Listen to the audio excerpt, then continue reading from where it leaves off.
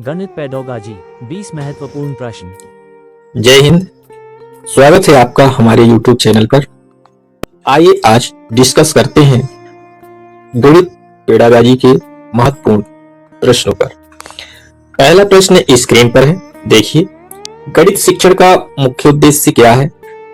Option A केवल गणना कराना, बी रटने की क्षमता बढ़ाना, सी तार्किक एवं समस्या समाधान क्षमता विकसित करना, डी केवल परीक्षा पास कराना। देखिए, गणित शिक्षण का मुख्य उद्देश्य केवल गणना कराना नहीं होता, रटने की क्षमता बढ़ाना भी नहीं होता, केवल परीक्षा पास कराना भी नहीं होता, होता है तार्किक एवं समस्या समाधान क्षमता विकसित करना।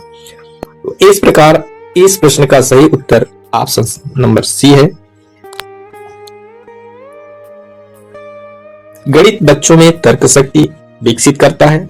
समस्या समाधान गणित शिक्षण का मुख्य आधार है। ठीक है, गणित दैनिक जीवन से जुड़ा विषय है। ओके, आइए नेक्स्ट देखते हैं।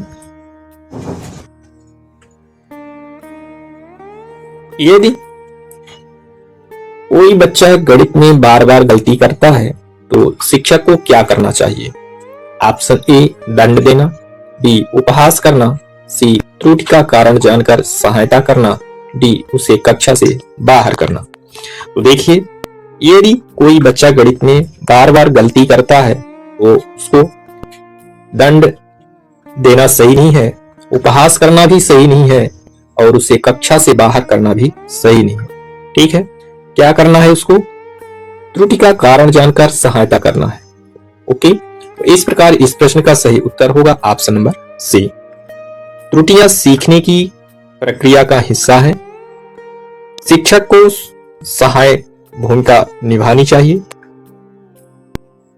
सकारात्मक वातावरण सीखने को बढ़ाता है। ठीक है, यह ध्यान रखिएगा। नेक्स्ट,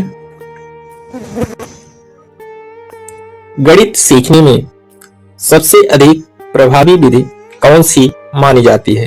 ऑप्शन ए व्याख्यान विधि, बी गतिविधि आधारित शिक्षण, सी रटने की विधि, डी केवल गृह कार्य।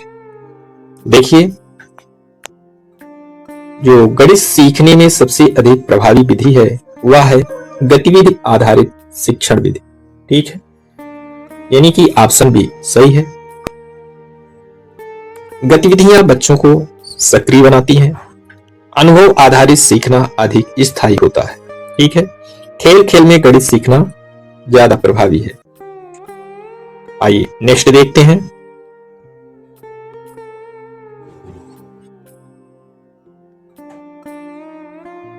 गणित में करके सीखना किस सिद्धांत पर आधारित है? ऑप्शन ए व्यवहारवाद, बी रचनावाद, सी दंड सिद्धांत, डी अनुकरण सिद्धांत। तो देखिए, इस प्रश्न का सही उत्तर होगा ऑप्शन नंबर बी, यानी कि गणित में करके सीखना रचनावाद के सिद्धांत पर आधारित है। बच्चा स्वयं ज्ञान का निर्माण करता है। अनुभव सीखने का आधार होता है। ठीक है, शिक्षक मार्गदर्शक की भूमिका निभाता है। ओके, नेक्स्ट,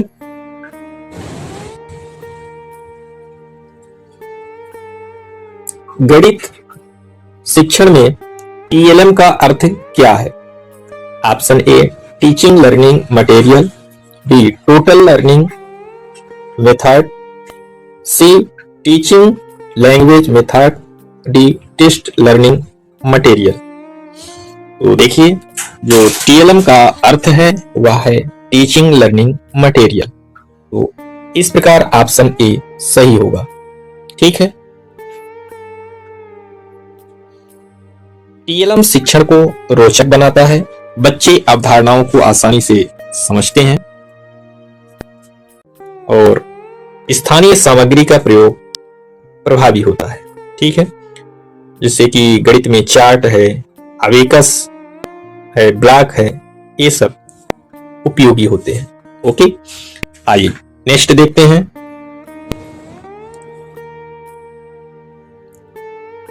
गणित में बच्चों की रुचि बढ़ाने का सर्वोत्तम तरीका क्या है?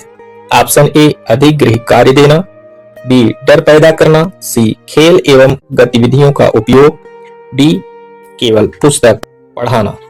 तो देखिए, इस प्रश्न का सही उत्तर होगा ऑप्शन नंबर सी।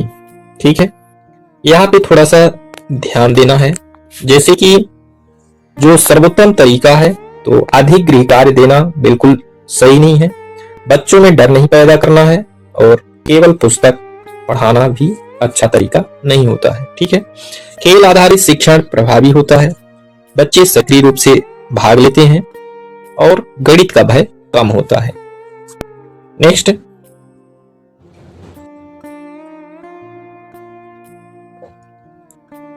गणित में मूल्यांकन का उद्देश्य क्या है? ऑप्शन ए केवल अंक देना, बी त्रुटि पहचानना और सुधार करना, सी बच्चों को डराना, डी केवल परीक्षा लेना। तो देखिए, केवल अंक देना गणित में मूल्यांकन का उद्देश्य नहीं होता, बच्चों को डराना भी नहीं है, केवल परीक्षा लेना भी नहीं है। इस प्रकार option B is the right answer. Okay, मूल्यांकन सतत प्रक्रिया है, सुधारात्मक शिक्षण आवश्यक है। ठीक है, मूल्यांकन सीखने को बेहतर बनाता है। तो इस प्रकार गणित में मूल्यांकन का उद्देश्य त्रुटि पहचानना और सुधार करना। ओके, आइए नेक्स्ट देखते हैं।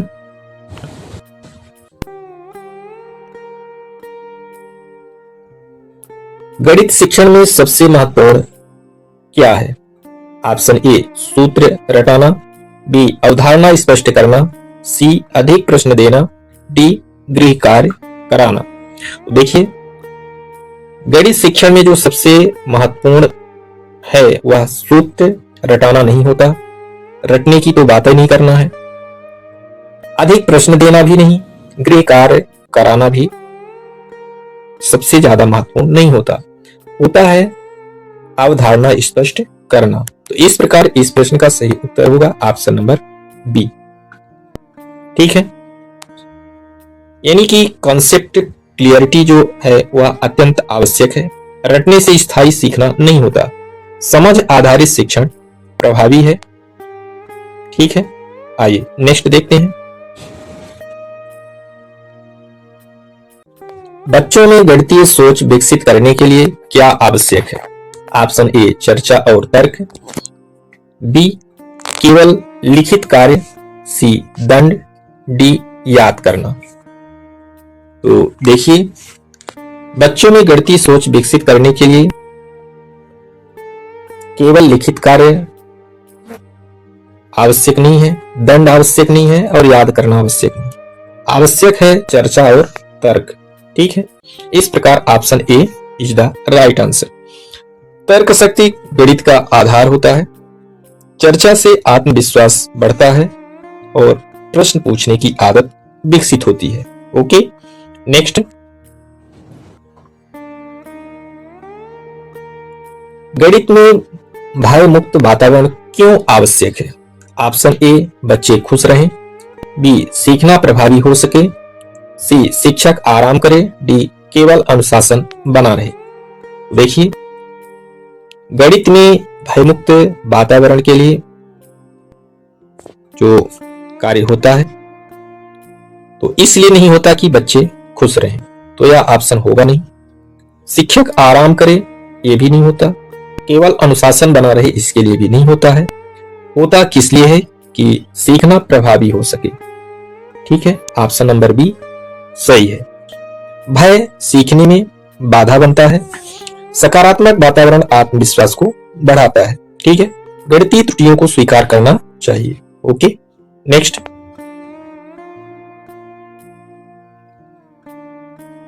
गणित शिक्षण में परियोजना कार्य का उद्देश्य क्या है?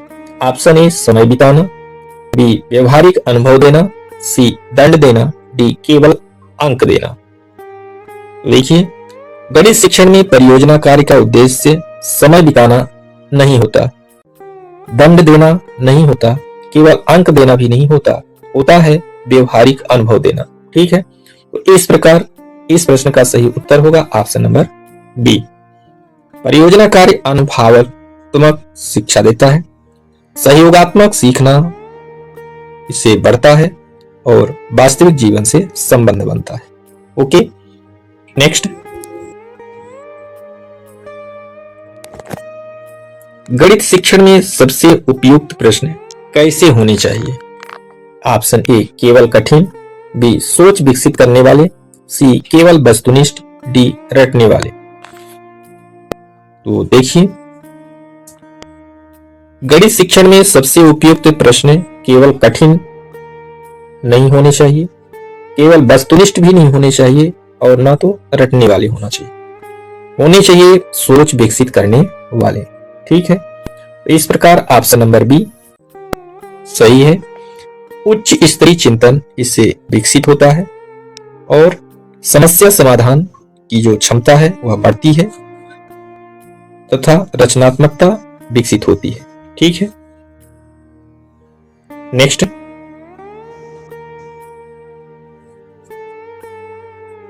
गणित में समावेशी शिक्षा का अर्थ क्या है? ऑप्शन ए केवल मेधावी बच्चों को पढ़ाना, बी सभी बच्चों को साथ लेकर चलना, सी केवल कमजोर बच्चों पर ध्यान देना, डी अलग अलग कक्षाएं बनाना। देखिए, गणित में समावेशी शिक्षा का अर्थ केवल मेधावी बच्चों को पढ़ाना नहीं होता, केवल कमजोर बच्चों पर ध्यान देना नहीं होता, अलग अलग कक्षाएं बनाना भी नहीं होता। ठीक है, जो समावेशी शिक्षा है वो सभी को समान अवसर देने की बात करती है, यानी कि सभी बच्चों को साथ लेकर चलना है। इस प्रकार option B is the right answer. प्रत्येक बच्चे को समान अवसर मिलना चाहिए तथा विविधता का सम्मान करना आवश्यक होता है। ठीक है, शिक्षक को सभी स्तरों के बच्चों पर ध्यान देना जरूरी है। ओके, नेक्स्ट, गणित में मौखिक प्रश्न पूछने का मुख्य उद्देश्य क्या है? ऑप्शन ए समय बिताना, बी सोच और समझ का विकास, सी डर पैदा करना, डी अनुशासन बनाना। देखिए, गणित में मौखिक प्रश्न पूछने का मुख्य उद्देश्य समय बिताना नहीं होता, डर पैदा करना नहीं होता, अनुशासन बनाना नहीं होता, होता है सोच और समझ का विकास। ठीक है, ऑप्शन नंबर बी सही है। मौखिक प्रश्न सहभागिता बढ़ाते हैं, बच्चों का आत्मविश्वास बढ़ता है और इससे त्वरित मूल्यांकन संभव होता है। ठीक है, तथा संचार कौशल का विकास होता है। ओके, नेक्स्ट,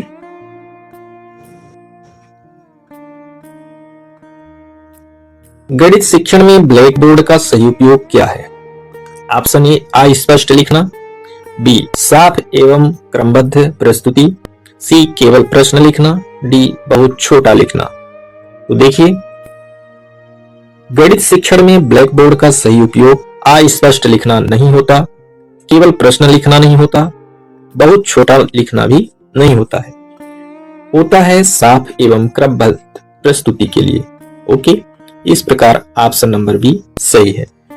स्पष्ट लेखन समझ को आसान बनाता है, चरणबद्ध प्रस्तुति महत्वपूर्ण है, चित्र एवं आरेख भी उपयोगी होते हैं। ठीक है, तो इस प्रकार बी सही है। ठीक है, नेक्स्ट देखते हैं, गणित में बच्चों की सक्रिय भागीदारी क्यों आवश्यक है? ऑप्शन ए समय काटने के लिए, बी प्रभावी सीखने के लिए, सी केवल मनोरंजन के लिए, डी अनुशासन के लिए। तो देखिए, गणित में बच्चों की सक्रिय भागीदारी समय काटने के लिए आवश्यक नहीं होती, केवल मनोरंजन के लिए भी आवश्यक नहीं होती, अनुशासन के लिए भी नहीं, होती है प्रभावी सीखने के लिए। ठीक है, इस प्रकार इस प्रश्न का सही उत्तर होगा ऑप्शन नंबर बी।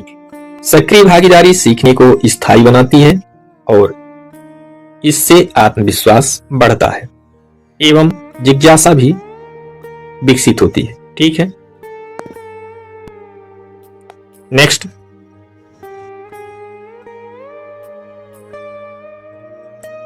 गणित में उदाहरणों का प्रयोग क्यों किया जाता है? ऑप्शन ए समय बिताने के लिए, बी अवधारणा स्पष्ट करने के लिए, सी केवल परीक्षा हेतु, डी अनुशासन हेतु।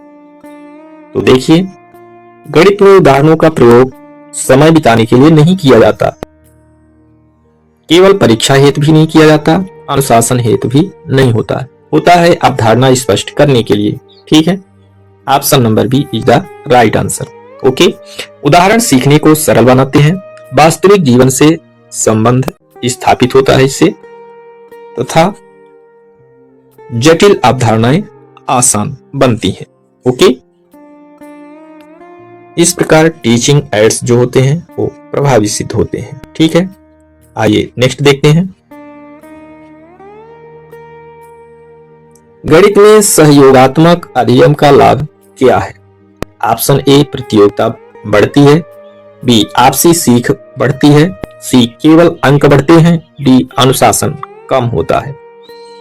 तो देखिए, गणित में सहयोगात्मक अधिगम से उपयोगिता बढ़ती है,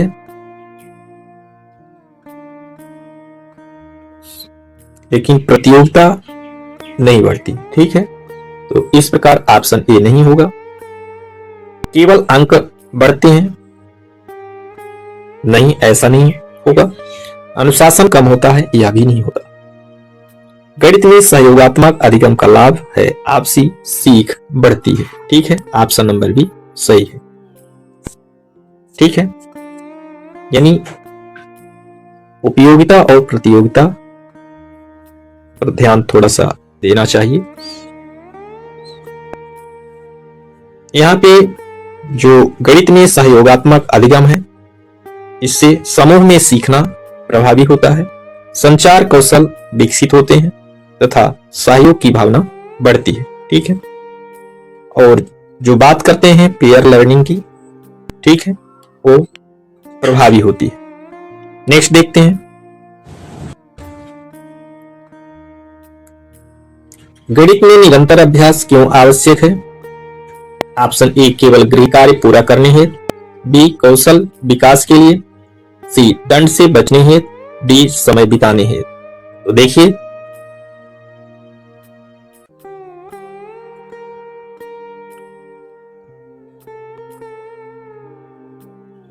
गणित में निरंतर अभ्यास केवल गृह कार्य पूरा करने के लिए आवश्यक नहीं होता, दंड से बचने हेतु नहीं, समय बिताने हेतु नहीं, होता है कौशल विकास के लिए, यानी कि ऑप्शन नंबर बी सही है।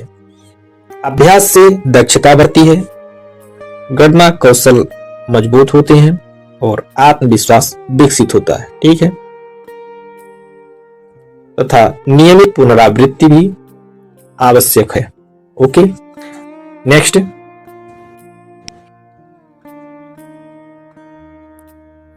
गणित शिक्षण में शिक्षक की सबसे महत्वपूर्ण भूमिका क्या है?